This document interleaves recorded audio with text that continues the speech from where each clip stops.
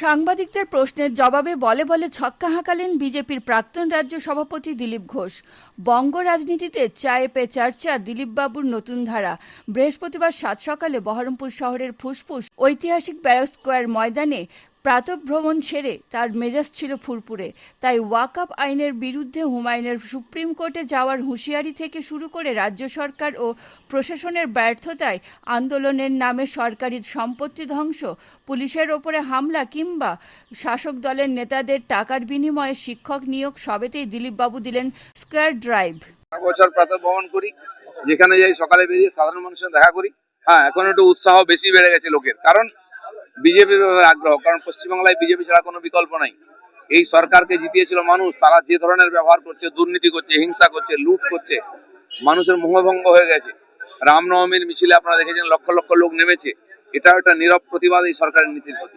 তাই 26-এ বিজেপি আছে, সারা ভারতবর্ষে পরিবর্তন হয়েছে, বাংলায় পরিবর্তন আসন্ন হয়ে যাচ্ছে। টিচাররা পথে বসবেন কি? মমতা ব্যানার্জি পুরো পশ্চিমবঙ্গকে পথে বসিয়ে দিয়েছে।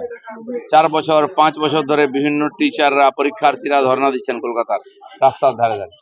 নতুন সংযোজন হলো এই বৈধ আর যোগ্য শিক্ষক যারা 18,000, যাদের বিনা দোষেতে এই দণ্ড পেয়েছেন ওনারা। আর এর পুরো দায় মমতা ব্যানার্জি এবং তার সরকারের। এখন তাদেরকে খেতে দিতে পারছে না, লাথি মারছে।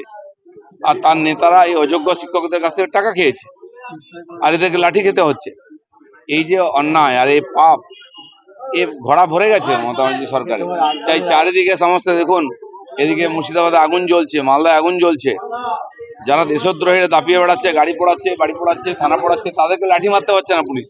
আর নিরীহ ভদ্র মাস্টারদেরকে লাঠি পেটা করছে আর লাথি মারছে। এই পুলিশের হিম্মত হয় কি করে? লাথি মারে, গলার কলার ধরে। এরা কি সমাজ বিরোধী নাকি? এই পুলিশগুলোই সমাজ বিরোধী, তাই এরা ঠেঙানি খাচ্ছে সব জায়গায়। এদের ব্যবহার এরকম হলে বাংলাদেশে পুলিশের সঙ্গে কি ব্যবহার করেছে মানুষ? কালকে পশ্চিমবাংলার মানুষ এই যারা বদমাস পুলিশগুলো, তাদের সঙ্গে একই ব্যবহার করবে। রাস্তায় ধরে পেটাবে, বাঁচতে পারবেন না, বাড়ি থাকতে পারবেন না, এই ধরনের অপকর্ম করবেন না। এই চোর টিএমসির নেতারা আপনাদের বাঁচাতে পারবেন না, তারা নিজেরাই বাঁচবে কিনা ঠিক নেই। আর তাদের হয়ে তামেদারি করতে গিয়ে মাস্টারদের সঙ্গে ব্যবহার করছেন। সময় কাটান, বোকা বানান। এতদিন ধরে টিচাররা তাদের উপর ভরসা করেছিল, আজ কি অবস্থা? আজ অনেকেই বুঝতে পেরেছেন আজ কোনো আশা নেই, তাদের কি দিদিরও কোনো আশা নেই। আজ তারা এখন দিশাহারা হয়ে গেছে, কেউ সুসাইড করতে যাচ্ছে। এর জন্য কে দায়ী? পুরোপুরি মমতা ব্যানার্জি দায়ী। মিথ্যা বলে, মিথ্যা প্রতিশ্রুতি দিয়ে, বোকা বানিয়ে লোককে লুট করে আজকে রাস্তায় বসিয়ে দিয়েছে। না না, না করে কেন করলো? একটা টিচারের সঙ্গে খারাপ ব্যবহার কেন করেছে? পেটে লাথি মেরে, পিঠে লাঠি মারা হচ্ছে, আর সত্যি সত্যি লাথি মারছে, ফুটবল খেলছে। এই পুলিশের এত সাহস হয় কি করে? একটা চোর ডাকাত, গুন্ডা বদমাস, রেপিস্টরা ঘুরে বেড়াচ্ছে, তার গায়ে হাত দিতে পারে না, এটা এফআইআর লিখতে পারে না।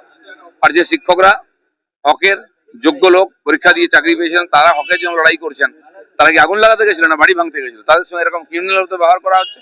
পশ্চিমবাংলার মানুষ সব দেখছে, আর সব যোগ্য জবাব দেবে। অবশ্যই যেতে পারেন, জান না। 370 দ্বারা হটাবার পরেও সুপ্রিম কোর্টে গেছিলেন ওনারা, কি রেজাল্ট হয়েছে? সি এর ব্যাপারেও কথা হয়েছিল, কিছু হয়েছে? সরকার চিন্তা ভাবনা করে কথা বলে ডিসিশন নিচ্ছে, ওটা এখন দেশের আইন। আর আইনের বিরুদ্ধে যে বিরোধিতা করছে, সে সংবিধানের বিরোধিতা করছে। সুপ্রিম কোর্টে যাওয়ার নিশ্চয়ই অধিকার আছে, সেটা যান। রাস্তায় আগুন জ্বাললে কি করে হবে? সেটা আগে বন্ধ করুন। 363 থেকে আরম্ভ করে যা 144, এসব বিরোধীদের জন্য, বিজেপিকে আটকাওয়ার জন্য। আর যারা উৎপাত করছে সমাজ বিরোধীরা, তাদের জন্য কোনো আইন নেই। মমতা ব্যানার্জি তাদের পুষে রেখেছেন খালি ভোটের জন্য।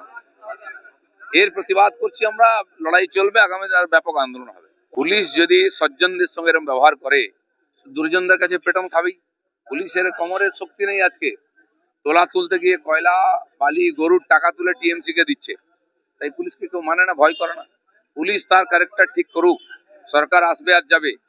মানুষের টাকায় বেতন পায় পুলিশ, তারা মানুষের চাকর।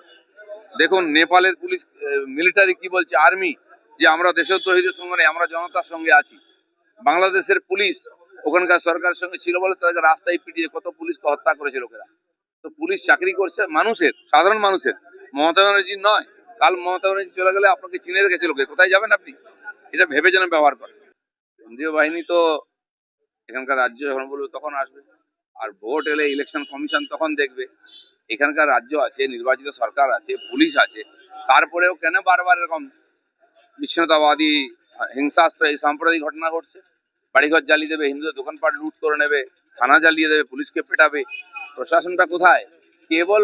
কেবল রাজনীতি, কেবল ভোটের জন্য পুরো জলাঞ্জলি দিয়েছে সব মমতা ব্যানার্জি। কদিন চলতে পারে এরকম? এটা কি বাংলাদেশ হয়ে গেছে নাকি মুর্শিদাবাদ জেলাটা? কেন্দ্র বাহিনী, কেন্দ্র এজেন্সি, এটাই কি বাংলা চালাবে? তার লোক ভোট দিয়ে এখানে সরকার নির্বাচিত কেন করেছে? এই সরকারের দায়িত্ব আছে, সরকার তাদের মানুষ তাদেরকে মেজরিটি দিয়েছে, তাদের দায়িত্ব দিয়েছে আইন শৃঙ্খলা থেকে সবকিছু দেখার দায়িত্ব এখানকার সরকারের, মমতা ব্যানার্জি। আর না হলে তাকে তার ফল ভোগ করতে হবে।